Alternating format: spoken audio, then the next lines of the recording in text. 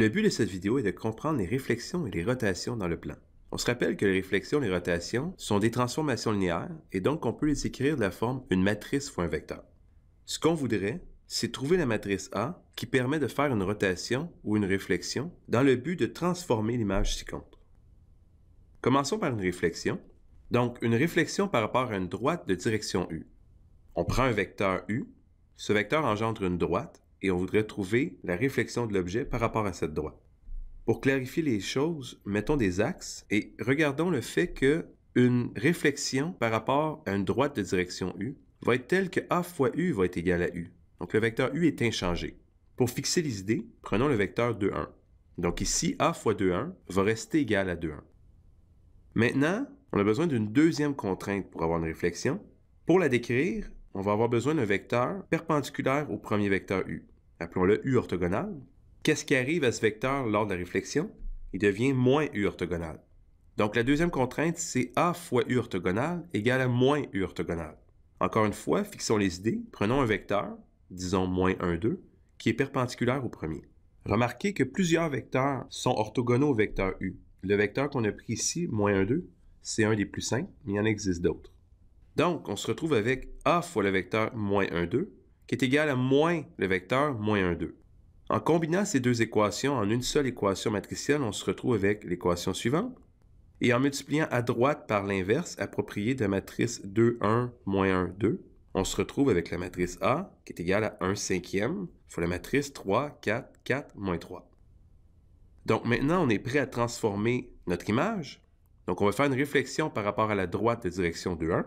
Donc voici la droite, voici la matrice. Et ici, l'image est constituée de plusieurs pixels. Chaque pixel est en réalité un vecteur qui part de l'origine. Ici, en voici 3. Et donc, on transforme chacun des vecteurs en multipliant par la matrice. On se retrouve avec une nouvelle image, qui est la réflexion qu'on voulait. Allons-y maintenant avec une rotation d'un angle θ autour de l'origine. Donc ici, on va faire une rotation d'un angle θ. On ne pourra pas procéder comme pour les réflexions. Il va juste falloir qu'on se rappelle que la matrice d'une transformation linéaire, on peut la trouver en regardant l'effet de la transformation linéaire sur les vecteurs E1 et E2, les vecteurs 1, 0 et 0, 1. Donc ici, il suffit de comprendre la rotation sur le vecteur E1 et sur le vecteur E2. Commençons par E1. On fait une rotation d'un angle θ et on se retrouve ici avec un triangle OAB. Le triangle OAB a une hypoténuse de 1 et si on se rappelle notre trigonométrie, on se retrouve avec le segment OA qui a une longueur de cos θ et le segment AB qui a une longueur de sinus θ. Donc les coordonnées de T de E1 sont cos θ, sin θ.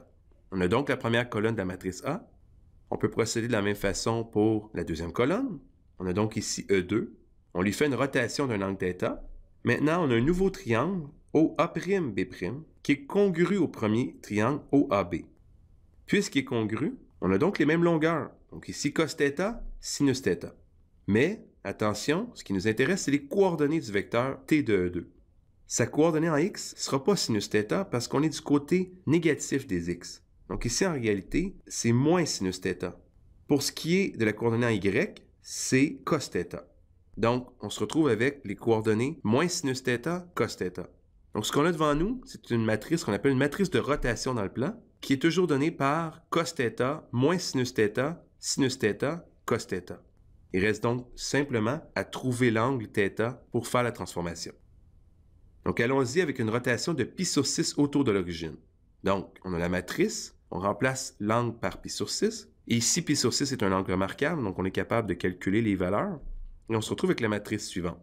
Comme tantôt pour les réflexions, on prend, disons, 3 vecteurs, on leur fait chacun subir une rotation. On se retrouve avec une nouvelle image, tournée, cette fois-ci, de π sur 6 dans le sens antihoraire. Terminons avec une rotation de moins π sur 2 autour de l'origine. Ici, le moins, c'est juste pour nous dire que la rotation va être dans le sens horaire. Donc ici, on remplace le θ par moins π sur 2, on calcule et on effectue la rotation. Donc dans cette vidéo, nous avons vu comment trouver les matrices qui permettent de faire des réflexions et des rotations dans le plan. Merci pour votre écoute.